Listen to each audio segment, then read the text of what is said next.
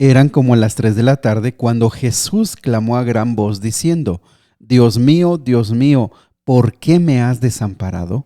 Estudiemos juntos Mateo capítulo 27. Nuevamente, bienvenidos amigos, amigas, a Momentos de Esperanza. Es hora de abrir la Biblia, es momento de orar, es momento de buscar a nuestro Padre Celestial. ¿Sale? Vamos al capítulo de hoy.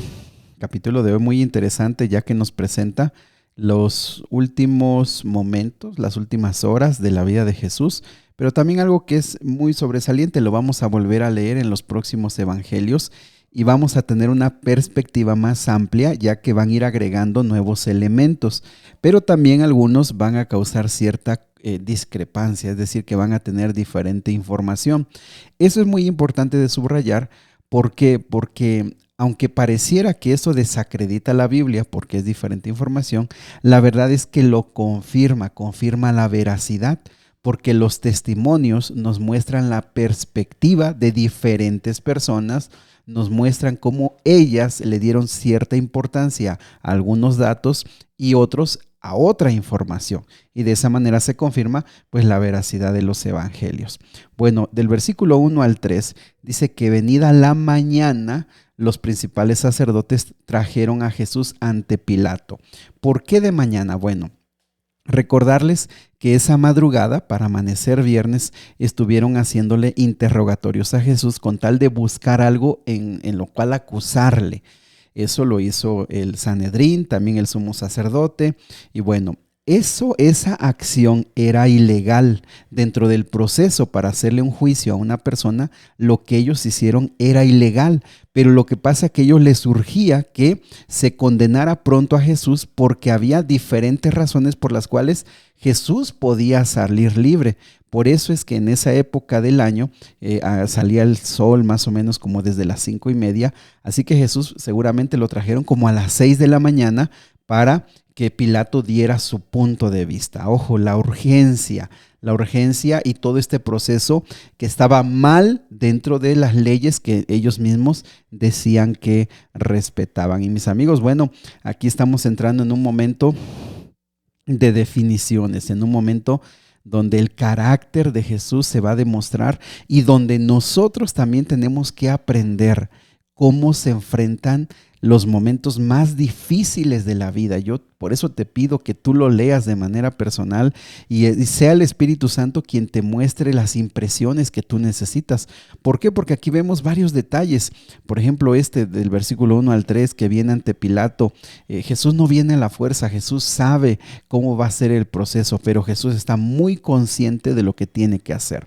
Del versículo 3 al versículo 10 nos muestra el arrepentimiento de Judas. Sabes que esa palabra en otras versiones se traduce como remordimiento.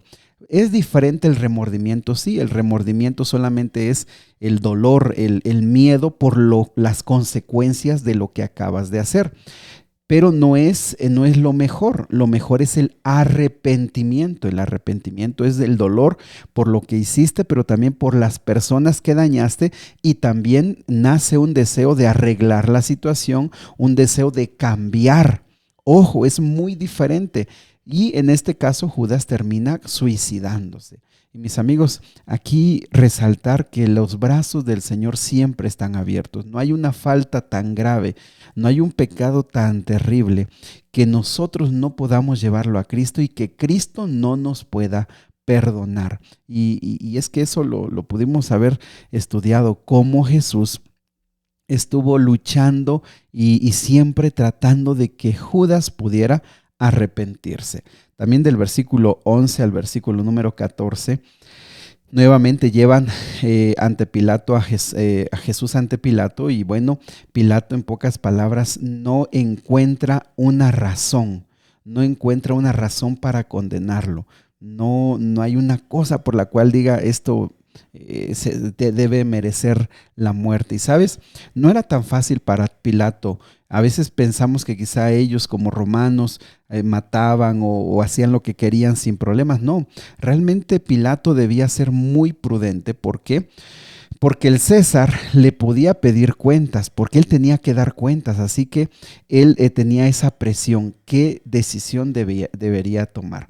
Y sabes que él había sido impresionado por la nobleza y el carácter de Jesús. Él se da cuenta que la única razón por la cual Jesús está allí es porque le tienen envidia, pero él no tiene la fuerza para tomar una decisión. También aquí el capítulo registra que su propia esposa le dijo pues que tuviera cuidado con el hombre con el que iba a tratar, porque ella había tenido sueños muy importantes acerca de este hombre.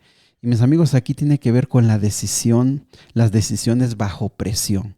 Este hombre tenía todas las posibilidades de dejar libre a Jesús. Él tenía toda la capacidad para hacerlo, pero por un lado tenía a los líderes religiosos, por el otro lado tenía la presión de la turba y él no sabía, no tenía la fuerza para tomar una decisión.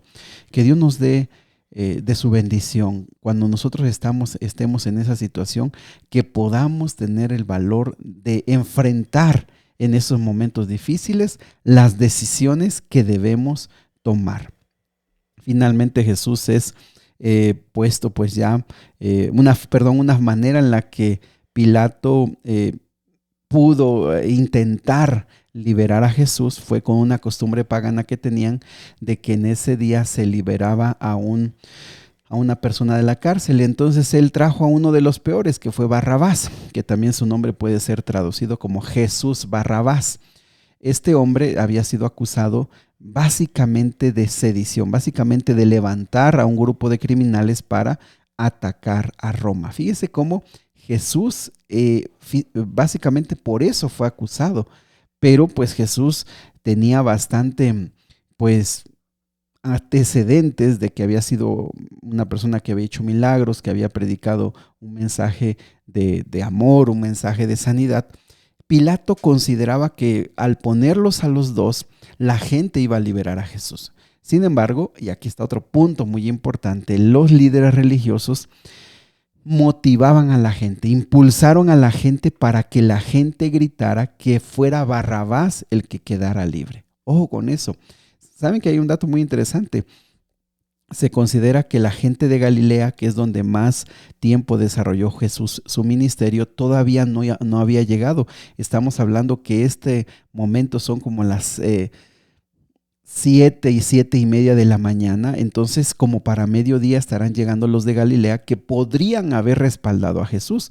Aquí tenemos a gente que no le interesaba mucho la obra de Jesús o que no lo conocía. Entonces fueron más fácilmente influidos por los líderes religiosos y que finalmente la turba gritaba, bueno, crucifícale. Pilato lo que hace, ¿sabes qué? Es limpiarse las manos, lavarse las manos, que eso era algo que era común para ese tiempo. Y finalmente, después de golpearlo, después de azotar a Jesús, ordenan, pero ahora sí bajo la responsabilidad del pueblo, que lo puedan crucificar. Entonces a Jesús lo llevan por ahí desde las 9 de la mañana, ya lo llevan hacia el monte y por ahí de las 9 ya estaba siendo él crucificado. Así que pasó desde las 9 y como a las 12 del día aproximadamente vino una gran oscuridad. Eso pues no se sabe bien cómo pudo haber sido ese fenómeno, pero la Biblia registra que hubo una gran oscuridad. Cuando él está subiendo, ojo, le ofrecen ciertas bebidas. Esas bebidas tenían como objetivo nublar la mente, hacer un poco insensible a la persona para que sufriera menos, pero Jesús rechazó esas bebidas. ¿Y sabes por qué? Porque Jesús tenía que él quería estar en los 5 sentidos, entendiendo lo que estaba pasando, sufriendo lo que estaba pasando y por supuesto con toda la claridad de la mente. Cuando él está crucificado y ya están por ahí de las 3 de la tarde, ojo con esto porque a esa hora más o menos también era el sacrificio de la tarde, que uno de los sacrificios que hacía era la muerte de un cordero, y más o menos a esa hora es cuando Jesús está en el momento más difícil de todo el pecado que había sucedido y lo que iba a suceder. Todo ese pecado estaba sobre él, de alguna manera todo ese pecado estaba cargándolo él. Y entonces el pecado lo hace sentir lejos de su Padre, lejos de Dios. Y por eso es que por ahí de las 3 de la tarde, en esa oscuridad, en esas tinieblas que rodeaban la tierra, Jesús exclamó: Dios mío, ¿por qué me has desamparado? Y fíjense que esta expresión nos recuerda, nos deja claro que el pecado, que por supuesto Jesús nunca pecó, pero todo el pecado de la humanidad estando sobre él, lo hizo sentirse lejos de Dios. Y eso es lo que a nosotros nos sucede, estando lejos de Dios, estando en pecado. Cuando nosotros consentimos el pecado en nuestra vida, automáticamente nos separamos de Dios. Cuando Jesús exclama finalmente muere, suceden dos cosas importantes. La primera es que el velo del templo, recuerden que había un velo que separaba el lugar santo del lugar santísimo, se rasgó desde arriba hasta abajo. Lo que estaba anunciando es: se acabaron los sacrificios de los corderos y todos estos sacrificios que prefiguraban la muerte del Mesías. ¿Por qué? Porque el Mesías murió. Pero también con ese acontecimiento se abren las tumbas y finalmente el domingo, cuando Jesús resucita, de esas tumbas salieron hombres, personas justas que resucitan con Jesús y son vistas en toda Jerusalén, y que finalmente ascienden con Jesús y son la primicia de los que serán resucitados en su segunda venida. También un dato que me parece muy importante subrayar tiene que ver con el asombro de los guardias. Ellos están velando para que Jesús no resucite, para que los discípulos no saquen a Jesús y digan que ha resucitado. Estas eran evidencias, ojo, y eran testigos de que vieron la resurrección de Cristo Jesús. Mis amigos queridos, creo que hay muchos detalles que analizar. Yo quisiera pedirte que tú los puedas leer y que de alguna manera el Espíritu Santo pueda impresionar tu vida en este gran sacrificio, en ese gran sufrimiento, pero también cuando se vio la fe de las personas, viendo a mujeres que estaban con Jesús, viendo a discípulos que huyeron, viendo a personas ricas que se habían escondido, pero que en ese momento definieron su fe y públicamente dieron evidencia que eran discípulos de Jesús. Mis amigos, en las dificultades más grandes de la vida se ve de qué lado estamos nosotros. En los momentos de crisis, donde tenemos que definirnos, se manifiesta lo que hay en nuestro corazón. Por eso es importante todos los días alimentarnos de la palabra del Señor, de la oración, porque cuando lleguen los momentos difíciles, solamente será momento de dar evidencia de lo que hay dentro de nosotros. Querido Dios y Padre, podríamos pasar todo el día meditando en cada versículo, en cada parte de este capítulo, mirando tus reacciones, Señor, mirando las reacciones de los discípulos.